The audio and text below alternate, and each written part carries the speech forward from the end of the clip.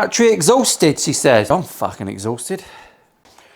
Right, a little look behind the curtain, a peer behind the curtain, the local perv. A little peep behind me nets. Does anyone have nets anymore? Anyway, I'm digressing. It's Saturday morning, I've sneaked down. I just want to show you a step that I've learned, a valuable lesson I've learned in this guitar building bullshittery that I'm fucking currently on. Here is the guitar in a built up state. Vastly in need of sanding. I've not finished anything. I've not even radiused the back. Critically, I've forgotten to put the dots on the top. I always do that. But I have built this guitar. I've built it. I've strummed it.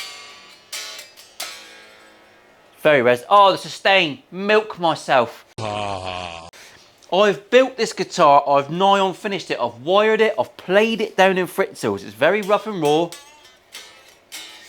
But I've checked that everything works. It intonates, the action's nice, the neck works, I've cut the nut in.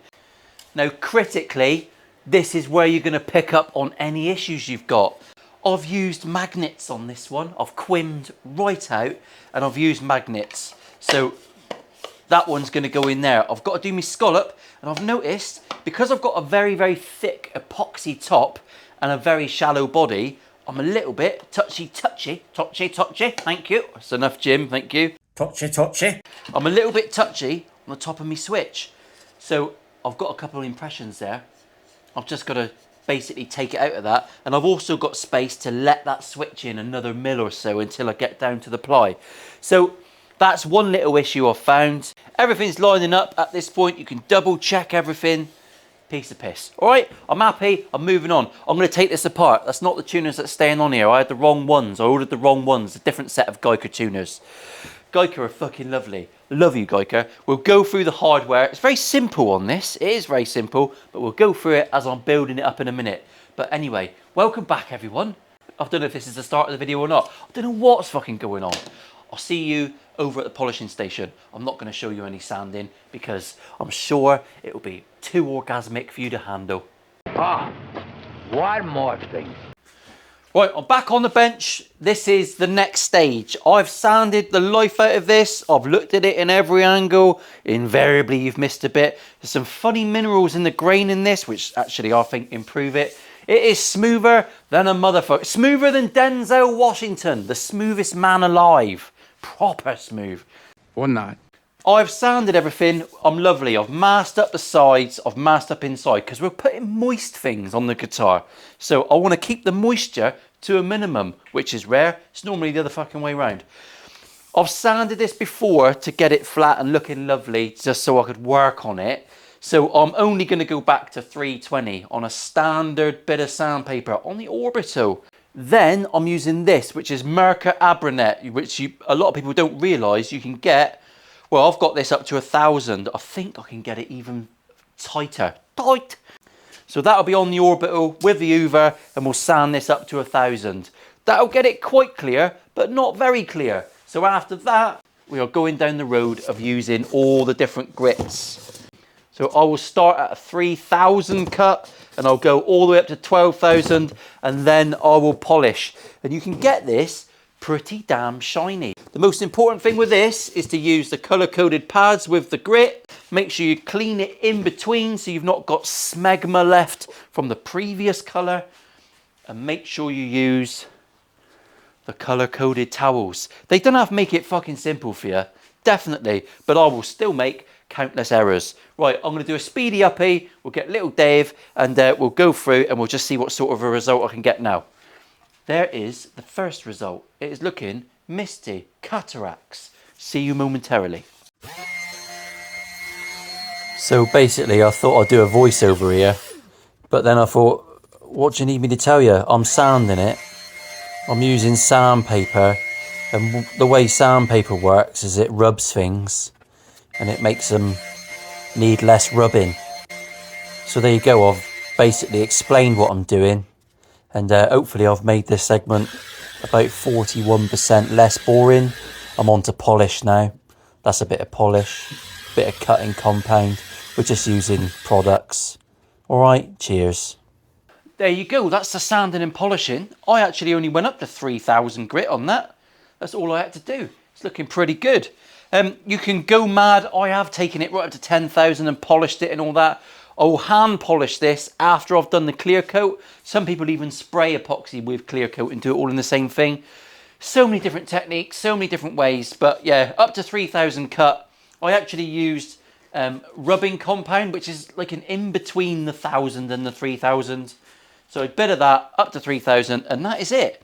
Brilliant. One thing I have found is that spraying a bit of window cleaner, normal window cleaner, when I do the rubbing compound and the 3,000 especially, stops it drying out. It just gives me a slightly better finish, because epoxy is notoriously twatty to polish up to a finish. But I'm happy with that.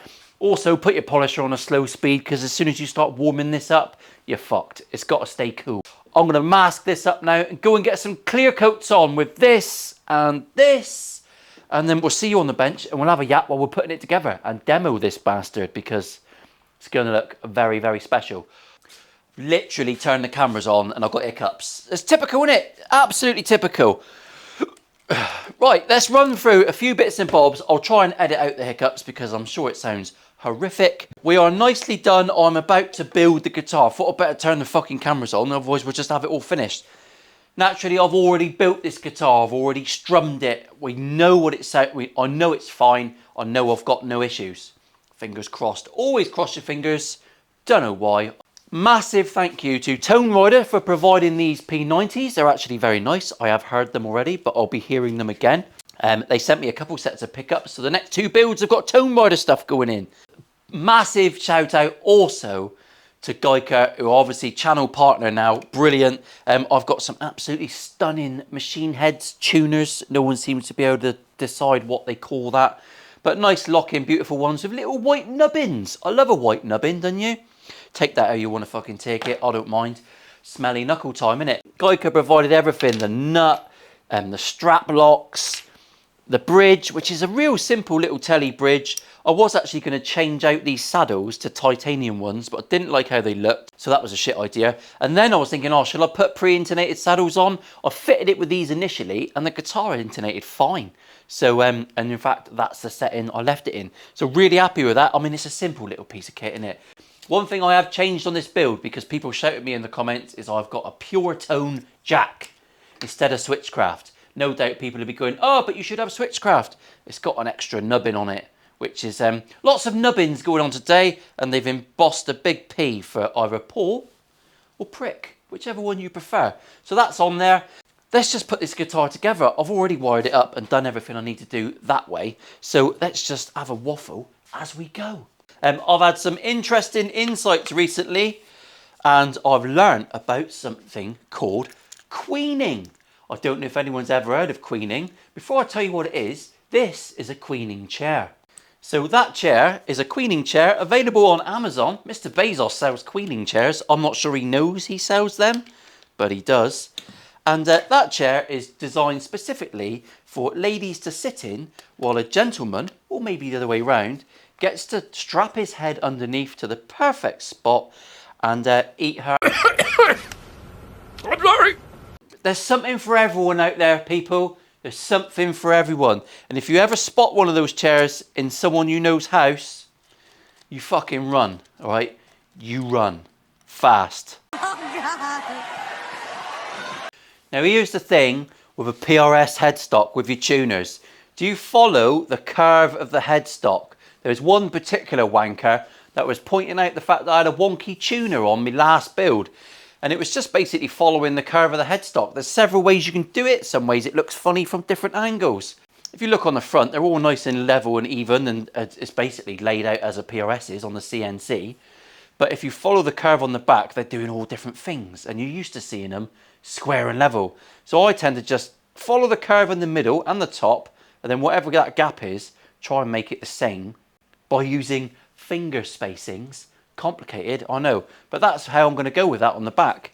As long as it looks good from the front, that's all I fucking care about. If you don't like it, fuck off. Right, let's get these screwed in. When I got myself some cheap guitars sent to me, I say cheap, Jet sent, I bought a Jet. I've had some E-Art guitars sent to me. Jet have since sent me a posh one that I haven't done in a video yet, but it's coming soon. I was just absolutely amazed by the feel of the back of the neck because it is just so pure and satin. And I've tried loads of different finishes on the last few guitars trying to find it. I've actually found what it is. It's what I suspected all along, but I wasn't sure. This is actually just sanding sealer. It's not got another clear coat on top. And that is the smoothest of the smooth. It's just delightful. So that is basically what I've gone with on this one. Simple as you like. When I put the guitar together before, I noticed that my nut was just a little bit too long. Just a smidgen, not a long. Not a long, not a lot.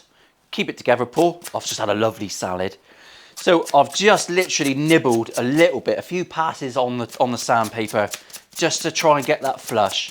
Just getting him tickety-boo. You could rub that on any part of your body and no fear of injury whatsoever. Unless you were particularly vigorous. The tiniest bit of CA. Before I spray it, I'm going to get him on there first. I'm going to make sure I'm really happy with that. And then we will activate. Just let that soak in. Ansem. Nuts on, tuners are on. That's looking very, very posh. I'm happy. I'm very happy with this guitar. How it's come out. Again, sanding sealer finish on the back. Nothing. No craziness. No weird products. Just kept it really simple. Right, we've got P90s in here.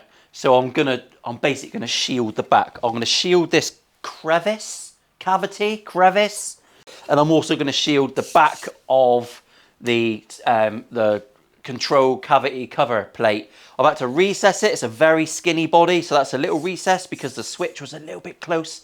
And I've also done it with magnets because I was feeling a little bit twatty. The gentleman's call sign in the services who's having this guitar was Taz. So we've got a little Taz on the back. That's a little addition, isn't it? So that's all very cool and sexy. It's going to glue down with magnets. Little finger fucker, oh.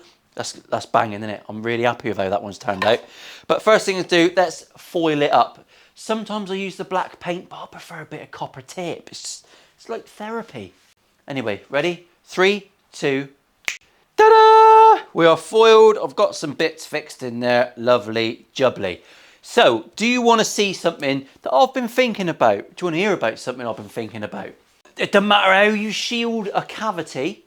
And I'm not even being rude there. There's no euphemism or filthy undertone. It doesn't matter how you do it. Someone on the internet will say you've done it wrong. And they will all disagree with each other. So that is a complete Faraday cage. Comment below why I'm wrong. I'm just making sure that I've got an electrical connection. Can you see that all right? I've got an electrical connection all the way through. All right, lovely jubbly. I've overlapped a little bit on the top so that my shielding on the back of my cavity cover will be touching that. So when that is enclosed, which does look rather spiffing, we will have a complete circuit. If that's wrong, then fucking hell, tell me why it's wrong, and I'll try it a different way. But as long as I don't notice any noise, undue noise, then that'll be fine with me. Can I make a confession? I'm quite liking the magnets. Contentious prick. That's that bit done. We've got to get pickups in. Let's get this fucking guitar together, Paul. Shall we? You're milking this. Oh, I'd love to be milked. Yeah, boy. So here is my, says on there, hot bridge pickup. So I've got first things first, I've got a bridge ground here coming through from there. So I can poke that up through the hole. Oh, I'm going to untwist those wires so they lay a little bit flat. I tend to just put a little bit of cocktail stick down the hole. Snap that off because I don't want to be snipping me wires. Spread them out a little bit. They're under the bridge. Let's get the bridge screwed on. Nurse Gladys Manuel. Happy with that. Everything's lining up, so something's gone right. That's fucking rare, isn't it? Oh, in go me pickups. I've extended my earths because it just makes things a bit easier inside. Give it the reach around. I've cut the foam nicely there. So in they go. Screw them in. Even I can do that. Right, I'll put the other one in. You can see, you've seen what I've done. I've got foam on it, all right? There's bits of foam in the back. That's it. You screw it to the wood. Done. I'll pop that in. I'll wire it up, and we'll get the neck on, and we'll think about setting this guitar up, shall we?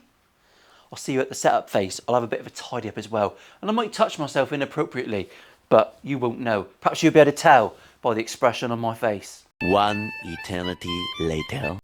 9 million phone calls. I always have visions of like doing the build up and just like almost like a stream, and you can watch me do it. But in reality, it's just a load of bumbling, fucking fettling, getting things to fit, struggle, piss, swear. This is it. It's put together. It is an absolute gem of a fabric top. I love a fabric top guitar. I've got to be honest, I'm biased because I love all of my guitars. Mr. McCamley has asked for, I mean, this has had several design iterations which we haven't done, have not come to fruition. We were going to have more Taz inspired stuff, but fortunately we haven't. We've done a grown-up one. So the only Taz reference we've got is on the pick guard, which actually I think looks really cool, very personal. The caveats I had were make a guitar which is fabric top, very, very light, and set it up with 9s because he's got old hands, apparently. Let's weigh it. 7 lubs. Exactly. 7. It's a 7 lubber. Sub 8 lubs. We have achieved it.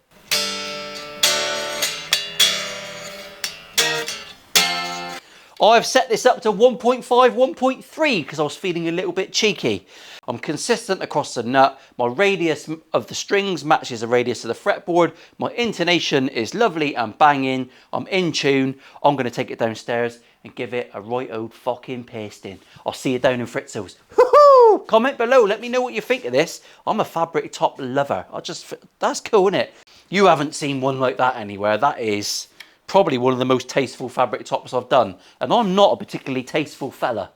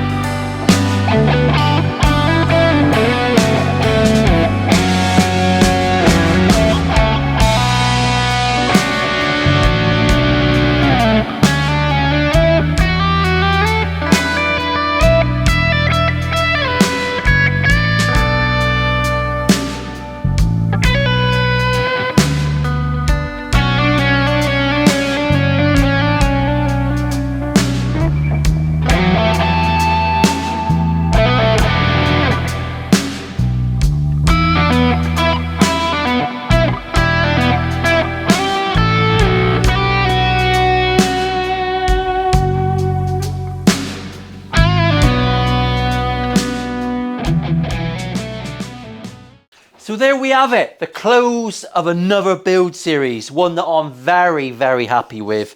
Comment below, let me know if you think it's also beautiful. Oh, it's lovely. As always, massive thank you to my sponsors, Geiker, D'Addario, and in this case, Tone Rider Pickups, because they've supplied 2 of the nicest P90s. I've got a few P90s lying around. They're lovely, really nice, and not very noisy at all. Yeah, so you can see inside what basically happened there with all of that. I've tested all of this. It all works lovely jubbly. It's pretty simple wiring, to be honest. Let's finish on an uplifting note, all right? I've just received this from Man Down. As you know, we all follow Man Down, and we support them through the raffles. We have done quite a bit of support. I'm going to read this email to you because it really is to you. It's not just to me. Hi, Paul. I hope to find you well. It's hard to know where to begin with this email in thanking you for your absolutely off-the-charts fundraising you've been doing for Man Down, with your most recent raffle added to the previous ones. Everyone behind the scenes here at Man Down are slightly speechless with your donation, only fucking slightly. Incredible doesn't even come close to it. Thank you so much. On behalf of the volunteers at Man Down, we are so very grateful for your efforts. I have many thanks from various of the group facilitators to pass on, and huge thanks from our directors. So that's to you lot, basically. It's not to me. I'm just the twat in front of the camera. I've been looking after the donation side of Man Down for the past few years, and I can confidently say that as an individual, you have raised the most amount of money for a fundraiser that I've ever seen in this time. To put it into context, the 14 grand of fundraising, 14 fucking grand, you bastards, will keep an average of 10 of our groups running for an entire year. And we sometimes have up to 30 men attending one group. So as you can see, it's a huge amount of men you are making a difference to. So, right, best wishes, Olivia. Thanks, Olivia. So to put that into perspective, folks, that is 300 geezers getting therapy, help, perhaps saving lives, perhaps saving a dad, perhaps saving a son from doing the unthinkable. I don't know what the consequences are, but I just wanted you to all know that somehow or another we've ended up on this journey and we're making a tangible difference. So when I do a raffle and we give massive chunks to charity, you're entering a raffle to win a guitar, amazing, but it's not gambling. I hate gambling. It's not gambling. You're donating to charity first and foremost. And there you go, there's the benefits. It's actually making a difference. So pat on the back. I fucking love what I do. I get to make guitars and talk to all you lot. So like and comment and subscribe. If you're having a shit day, put it in the comments, because normally someone will pick you up. Even if it's just a reply, just to let you know that you're not on your own. All right, you're definitely not on your own. And I certainly read all the comments. And I'll see you next week for another build series. Big thanks to Mr. McCamley for letting me build his NF-53 lookalike wannabe. Massive apologies to Mr. Paul Reed-Smith for ripping off your design. But it's all for the greater good, mate. It's all for the greater good. And I don't think I'll be building a traditional telly shape again, because that also looks fantastic with a telly neck. And there's a project coming up soon with that very thing. That's all I'm saying. Shh, tight-lipped. Special waved, everyone. And I fucking love it. Absolutely love it. Cloud9 today. Brilliant. See you soon.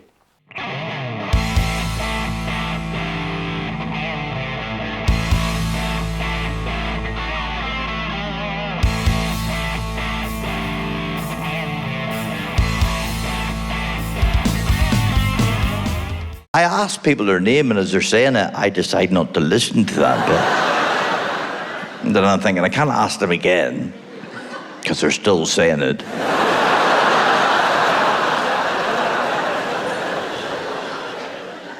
I'm just shit with names. I've always been shit with names. Even people I know really well, do you ever forget their name? And then you start thinking, like, this is the onset of Alzheimer's or something. You start really panicking. What the fuck's their name? You really try and concentrate and get it, and you get glimpses of it. Oh. No, I nearly had it then.